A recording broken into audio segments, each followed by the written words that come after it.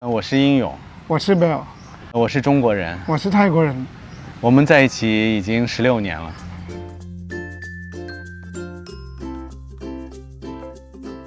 我们是在那个夜店第一次见面的。因为泰国本身在同性的文化方面是比较开放的，同性的群体，包括酒吧什么的都更多。后来就经常来。我在那个桌就喝酒嘛，一直都看我的。然后我觉得好奇怪呀、为什么老看我？但是我还是单身的，我就返回去看他，也老看他。到最后他就过来，看着也挺喜欢的，挺帅的。就其实，在泰国的酒吧氛围是这样的，你喜欢谁就直接去跟他敬酒，直接要电话就可以了。就用现在的话就很有少年感吧。就当时我见到他以后呢，就属于一见钟情吧，最后就去问他要电话，然后呢，他也很痛快就给我了。见到他那天是我那次泰国的行程的第2天，应该是，后面就我们天天在一起。好像第二天我们就住巴蒂亚瓦了，是吧？对，就是那10天，就是按照我们原来的旅游计划，就到处去玩，每天就跟度假一样嘛，旅游一样，他就一直陪着我，就像谈恋爱一样，所有的事情都是像恋人之间这样的，就一起吃饭，一起出去玩，包括也会有性生活，就是那种，就觉得很美好吧那段时间。没有什么那种让我觉得我很累。我不知道怎么说，就我那10天，我觉得我那10天真的我特别满意，我特别很 happy。其实在此之前，我没有跟泰国人长时间的这种接触，就有些方面是比较吸引我的，就包括很爱干净，做事儿呢就是井井有条，包括他脾气性格比较好，说话也都是比较温柔的。然后年轻，所以呢就想跟他在一起，也是因为我回国以后，就是突然有了这种化学反应，就是我会非常的就是思念他，就像以前也在此之前我也来过泰国，也是会认识一些，过去结束就结束了，但是跟他以后回国以后，我就是非常强烈的要见到他，再次想见到他，然后才慢慢的去考虑这个今后跟他怎么在一起这个问题。他就跟我一直就有挑，每天早晨、中午、晚上什么那种都是一直跟我聊，我都没跟别的人聊，就跟他聊大概1个月吧。对，我就有那种感觉了，我说哎呀，这个人也挺好的，人挺好的，我可以跟他做个男朋友。但是他在国外啊，他在中国啊。那就他在国外不是大问题。就对未来会不会有一些风险啊什么之类的。你来了以后，如果有一天我跟你分手了，你可能最后年纪也大了，什么都没有了，什么之类的，就有问题的就回来就完了。没有什么大问题的 ，OK， 我就回来就行了。当时用 MSN 是吧？啊，对，那我们用网上聊天的时候发短信，对，然后对还有 email 这些，当时我已经说你可以做我的男朋友吗？他也就同意了。同意了以后呢，我就开始安排见面，但当时没有想过他要在北京长期生活，这是没有准备好的。他到北京生活了一段时间以后，我觉得第一次去待了有2个月吧，我记得，2个月各方面其他的适应能力也挺强的。那2个月也在一起，也是当然就是我们俩，我觉得我们俩就是天生一对吧，就是我自己的感觉，就很多方面就很自然而然就很契合，没有说经历过很多性格上特别那种的磨合期或什么，他也并没有比如说2个国家的一些差异不喜欢，因为你像北京其实跟泰国气候方面差距还是挺大的，包括生活习惯，他也挺愿意在这边待着的。我挺喜欢中国了，喜欢他，喜欢中国的。我们在北京生活了我想想，从09年到19年，实际上有10到11年时间了。他来到我的国家，那肯定我要把这些事情安排的妥当一些，让他觉得在这生活会比较安心。当时也给他一些承诺了，我说不会轻易的放弃我们之间的这段关系，然后我也会对你负责，什么之类的，各方面吧，会给他一些承诺。应该是16年，就是因为当时在美国不是已经可以登记注册了嘛，就是2个外国人也可以去。然后呢，我们一起有几个朋友呢，当时要相约去美国去玩，然后我们俩就当时说那顺便就登记了吧。但是他因为是旅游签证，我们3个人全通过了，唯一把他给拒签了。然后呢，后来我说那你就赶紧来泰国申请吧。他又返回到曼谷，可是在曼谷也是被残忍的拒绝了，因为他在中国当时已经很多年了，在曼谷没有任何银行方面的这些流水也好，或各方面资产也好都没有。其实我们准备了很多材料，我们共同生活的照片，包括我已经批下来的签证，包括我们的行程各种计划，包括我们在国内的一些就很多东西材料准备好了。他拿进去就是美国使馆人甚至不看就直接扔出来了，所以呢就这事儿就比较受打击，就美国就去不了了嘛，这个事情就登记不了了。我就想着。这个事情美国没去成，但是我觉得我应该表达我的态度嘛。我对结婚这个事情还是看得比较神圣的，就觉得，那我先求婚吧，求婚了以后有机会再去吧。其实我也没有做得很隆重，但是呢，一起配合的人吧，就是被他无意中就发现了，其实他心里已经大概明白我要做这个事情了。我们因为是在商场里工作嘛，每天下班的时间也很晚，然后呢，每天又都在店里，其实我没有那么多时间去准备一个很浪漫的这么一个求婚仪式。其实，但是也设计了一些一些小细节，就是他们3个先在里面，然后我先假装出去办一件事情，然后会换一个红色的衣服或者比较隆重的衣服，上面有爱心的，然后我要穿那个衣服进去给他求婚，然后当时会拿着花进去，我还做了一个那种拉的那种像横幅一样的，有照片有彩色的小旗，包括什么 Marry Me 之类的，但是整个就感觉像草台班子一样，就是非常简陋。他们都老偷说话，然后呢有一个玫瑰花，他都没给我过花，明白吗？就那天他们突然的有一个玫瑰花，我觉得好奇怪呀。然后他说 OK， 我们住一个餐厅。我们本来就每天都吃饭，就简简单单就普通吃的。那天是订一个餐厅，就我觉得肯定有。然后呢，他就点个饭，陈慧龙来了。然后呢，到最后了就来个玫瑰跟戒指过来。那时我OK， 那我就好，高兴。因为我们俩之间嘛，其实我属于比较那种。比较务实的人，但是他属于比较追求浪漫的人，包括喜欢有一些仪式感。但我其实不是，我是一个生活中其实挺粗枝大叶的人，所以这些东西对我来说，就准备这些事情对我来说，其实他也应该会理解吧，就是你就努力去做了。他已经猜到了，我那我要做什么，对他要做什么，我已经那次已经很开心了，已经很开心了。我有10分，我这个10分。哟，真的吗？真的，在那我有他。干什么我都我觉得没有什么麻烦，我觉得我在那我都方便，有他有事业有朋友，所以我就在那就感觉到很满意的那种，觉得我生活也还挺好的，在中国，他对我真的很好，特别好。我有什么事他一直在我周边，我有一个大病，有什么自己不高兴，有什么那种的，他一直都在我周边的，就哄我。就这10年，我都特别满意这种生活。我觉得，哎呀，我真的不光那个谢谢父母啊，我就要谢谢他。但我肯定在他之前有过别的恋爱经历，但是我认识贝尔以后呢，我就突然一下就觉得要安定下来了，就觉得我愿意跟这个人在一起，就这么下去了。怎么说呢？他认识我说他很小，他才20岁嘛。然后我大他13岁，所以按现在话就是30多岁已经是大叔了嘛。人生中比较美好的时候，他都就是愿意跟我在一起，那我自然要对他多关照一些，多负责一些。但是他又是个外国人，所以他说的这些事情，我觉得对我来说都是自然而然。而且我们中国人也大多是这样嘛，就是把这些生活方面各方面事情给他处理好，然后基本上很多。我们家庭遇到一些问题，也不用他去面对什么的，大概就是这样吧。但是我觉得他给我了很多，就是情绪价值，就是让我，就是觉得我就很幸福吧。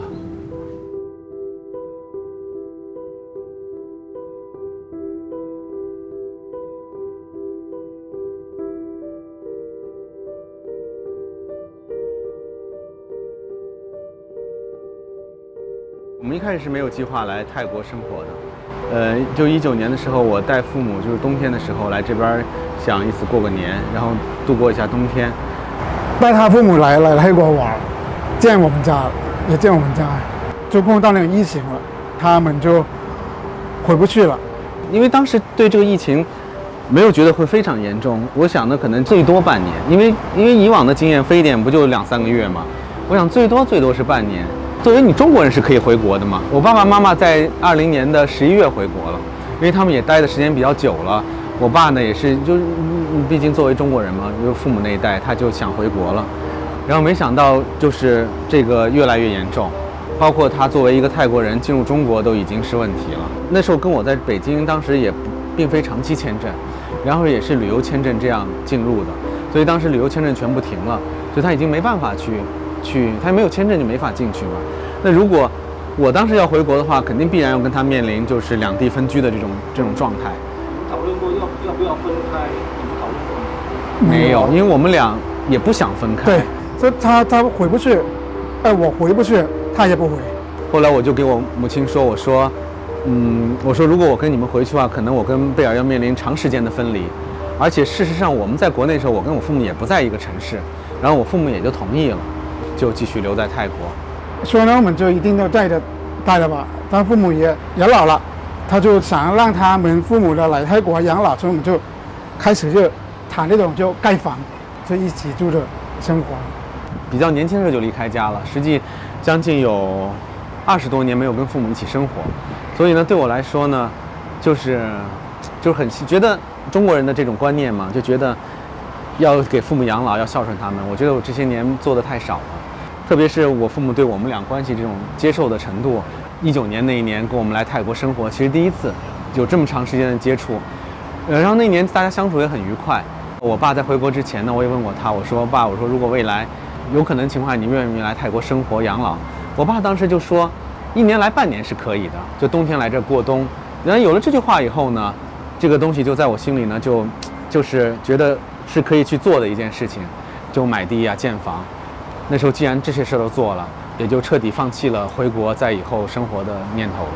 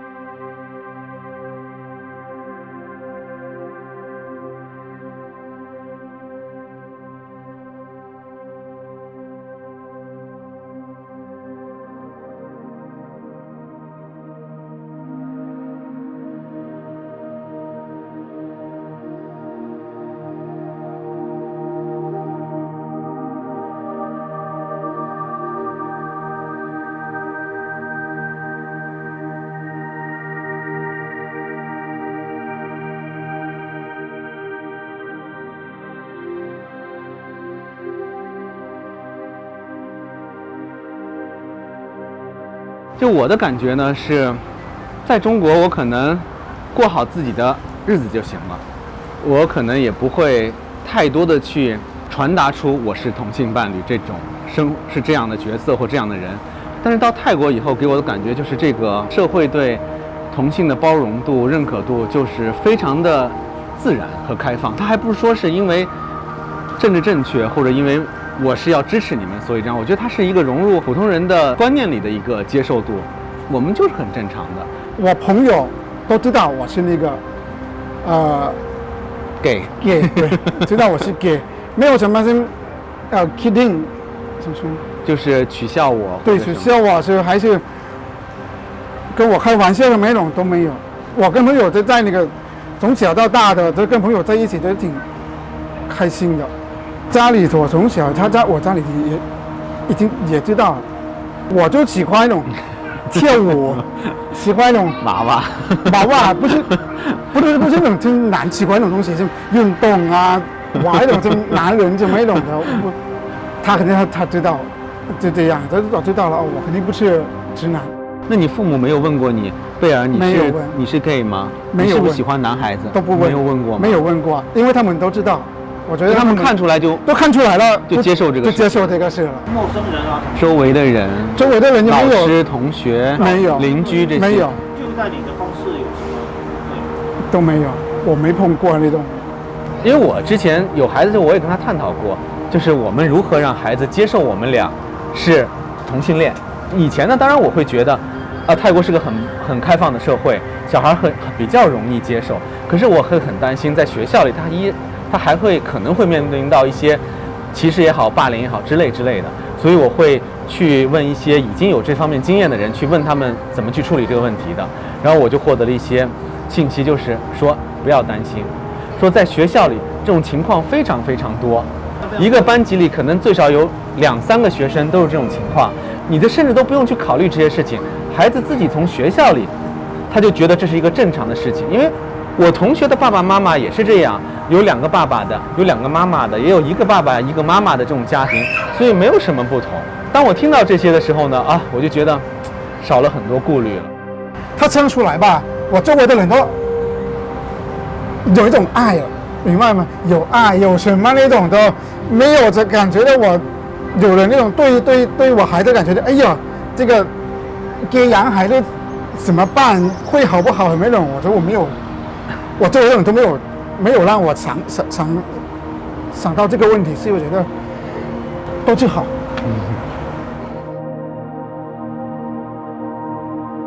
我老跟他说，我挺喜欢中国的，本来我就想回中国，想在中国那种生活。可他想在的待，他想在的待他对了。我觉得只要我们俩在一起，在哪里生活不是最重要的。但是呢，如果一定要比较的话，那我更喜欢我现在的生活状态，特别是现在泰国的同性婚姻合法以后，我就觉得我们真正的是拥有一个完整的家庭了。我们俩之间一直有一个困难，就是2个国家的签证问题。他到中国需要签证，我到泰国需要签证。原来我们都是以旅游签证，时间有限制，你一次不能超过多少天，然后呢，你每次还要办理。二来，如果你1年之中你经常用旅游签证入境的话，移民局会怀疑你的，你是来这工作的还是来旅游的，他可能会拒绝你入境，要面临这样的风险。留在这最初的时候呢，泰国还有疫情签，就是我还相对好解决一些，就是因为疫情滞留给我们外国人一些签证。到后来呢就没有了，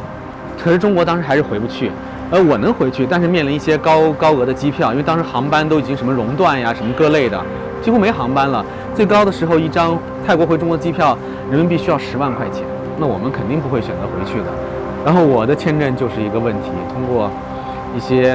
比如中介啊，办理到各类的长期签证，比如说学习签证、义工签证，或者还有什么佛学签证之类的，就花钱办了。到了最后来呢，这些能办的长期签证已经被卡得很严了，我也不敢去办理了，因为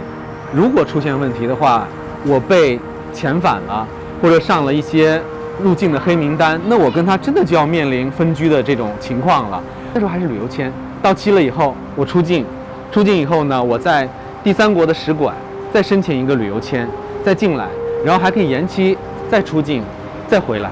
就是一直这样的。所以就特别的期待这个婚姻法能通过。当时在电视上宣布说同性婚姻这个法案要通过，哇，当时我们很高兴。我弟告诉我有一个信息说跟你结婚了，就我听到了，我说真的吗？我还得愣一下，因为我都没看那个信息嘛，就我在看检查了，这真的有，告诉他，哎呀，以后我们也能结婚了，很激动，很高兴那种的。我们就感觉，我们要穿什么衣服的，要的好看，怎么说？所以我们就去找了衣服穿，就我们找个粉色，因为我喜欢粉色嘛，对，我们就去找什么简单那种穿的，不是那种隆重那种，是要穿什么西服那种，要普通一点那种，就是找那种什么卫衣，这个粉色穿。我觉得我们还是太低调了，因为后来我们到了当时曼谷通过的那个活动的地方，其实很多人都非常隆重，然后呢感觉就是很尊重这个法律的通过，对，应该融入一下。我没觉得低调，我觉得很可爱，真的，我挺可爱的。然后就早上我们就准备嘛，就准备要去那个领结婚证，那个等到那个时间的，我们就开始要，我们要是一家了，真正的是一家了，真正就是一家。我在泰国这个社会有了自己的角色，我是一个泰国人的丈夫，我不会担忧未来了，因为毕竟牵扯到未来，你像我比他年龄大也很多，比如将来我生病也好，或者各种事情，包括孩子的教育问题、子女入学问题，这些实际上都是，如果有这层身份以后呢，都会觉得迎刃而解的。我一直有一个理想的生活，就是能跟父母在一起，还有他，还有孩子，就是中国传统家庭的这种美满的生活，这是我真的一个特别期待能得到的。无论是19年那次我父母来也好，或者就是疫情后我父母来这也跟我们生活了半年。中国有句老话说婆媳关系啊，各类都是很难相处的，但是贝尔是完全没有，真的就是对我的父母就像对他自己的父母的完全的接纳，甚至比我还要细心。就包括我父母的生日，什么结婚纪念日，他比我还要操心。我甚至觉得我们家不是一个特别有仪式感的家庭，我觉得就随便一下，但他也不愿意，他也会就是背着我去给我父母买花呀，或者安排各种活动呀。所以我当时觉得哇，这真的就是我的理想生活，所以我就觉得我实现了。其实我的这个感受我也很给他表达过，在我父母走以后，我就会说啊，贝尔，我真的谢谢你，就会这样子，因为这真的是我特别在乎的事情。